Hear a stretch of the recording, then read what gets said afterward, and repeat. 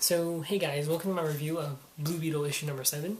In the last issue of Blue Beetle, we saw Jaime fight it out with Scarlet Beetle, also known as Paco, because of the thing that, Jaime inserted into Paco, to save his life when he stabbed him.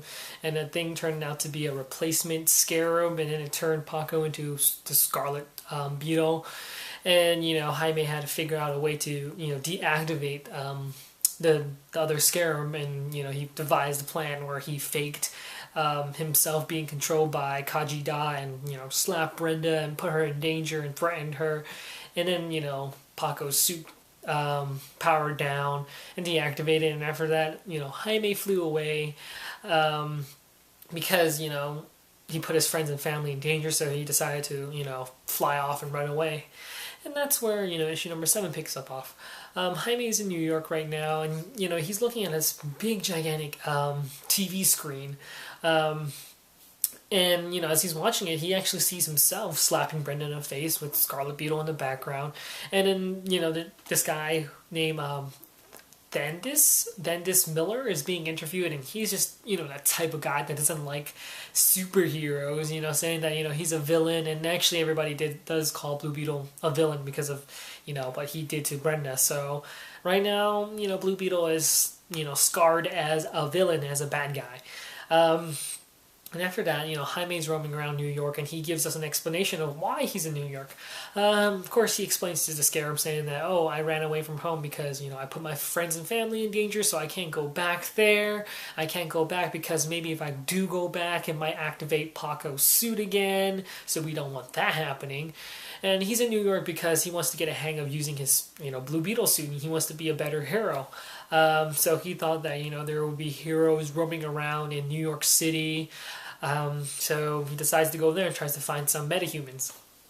And we have this little funny moment with the Scarab and Jaime.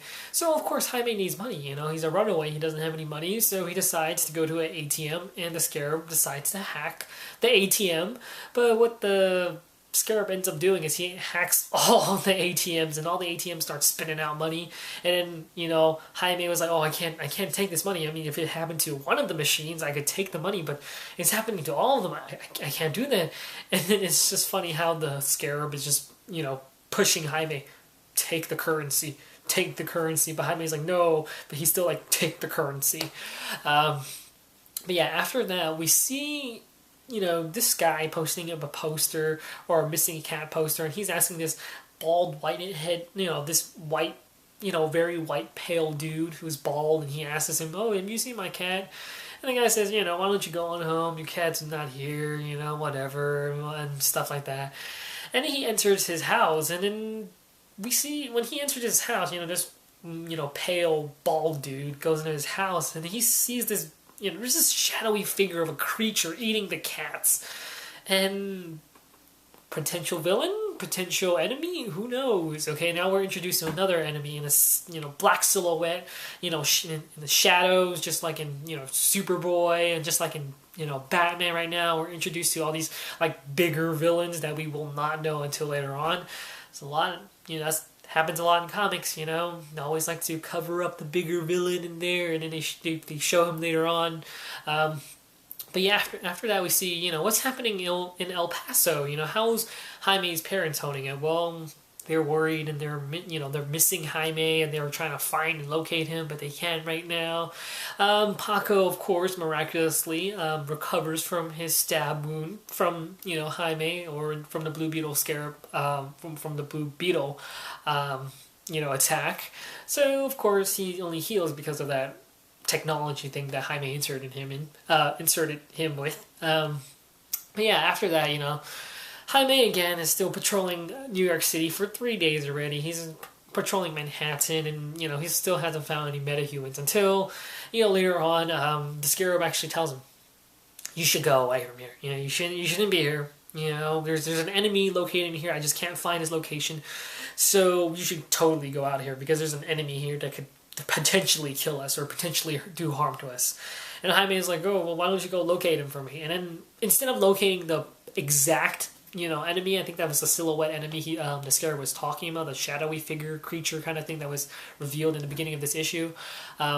Is that after that we see this cloaked, camouflage suited person. He's in the camouflage suit and no one can see him. And then, Jaime's like, oh, this must be a metahuman, or this must be a superhero, or teenage hero, or something like that. And he decides to follow him. Finds out this guy named, what's his name right here? I forgot his name.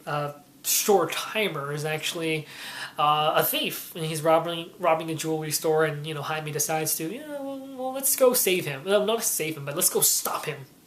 So he goes in, tries to stop him, successfully, stops him, and Shortheimer, runs off, escapes, and Jaime's like, oh, I feel good about, saving this guy. I think I'm getting a hang of this hero job. But after that, the owners of the store, of course, tell him to get the hell out, and of course they know that he's the Blue Beetle Scarab and he was on TV, and they think he's a bad person, so of course they still rule him out as a villain, and they think that he's trying to rob the store, but of course Jaime's not doing that. And after that he just runs off. And after that we see Shortheimer go back to his base, and he's been communicating with this guy named Stopwatch. And in the end of this issue we are introduced to a new villain, whose name is of course Stopwatch. And Shortheimer is aging because of his side effects, because of the suit, can make things age and decay and whatnot. And then of course, we're just introduced to a new villain named Stopwatch, who has all these mechanical stuff in him and gears and whatnot. What do I have to say about this issue? Not a lot really happened in this issue. Again, it's going in a slow pace again, because we're introduced to two new characters, two new villains, one being Stopwatch and the other being that shadowy creature figure in the beginning of this issue. So technically it's just, here we go, starting off with a new storyline, So it's off on a, slow start right now. Did I like this issue? It was okay. I didn't personally like it all too much. It just focused on Jaime wanting to find a metahuman so he can get a hang of his abilities or powers. And after that, we're just introduced to just two new villains. And that's basically it. And nothing really much happened. I didn't feel like it was just really that exciting to read. But still, we're starting off on another new storyline, so it's going to be slow, We're expected to be slow. But hopefully things will be picking up in the next issue, and things will be explained. Do I recommend you guys picking up this issue? I don't know. It really depends if you guys really like Blue Beetle. I mean, I really want this series to keep going. So, of course, I would suggest you read what's going on in Blue Beetle right now. But as for, what's going on in issue number 7, it's a bit slow. So if you guys really don't like a slow storyline, maybe you might want to, just maybe pick up issue number 8. Because, like I said, nothing really happens in this issue besides just introducing two villains and, just having Jaime patrolling New York City. That's about it. There's nothing really much happening so far. So I don't think you really have to pick up issue 7, but I suggest you guys still pick up issue 7 just to, read Blue Beetle. But so that's my opinion and my thoughts on Blue Beetle issue number 7. Hopefully you guys enjoy this review and like it or find it helpful. And I'll talk to you guys later. Next review will be of Nightwing issue number 7. So see you guys later.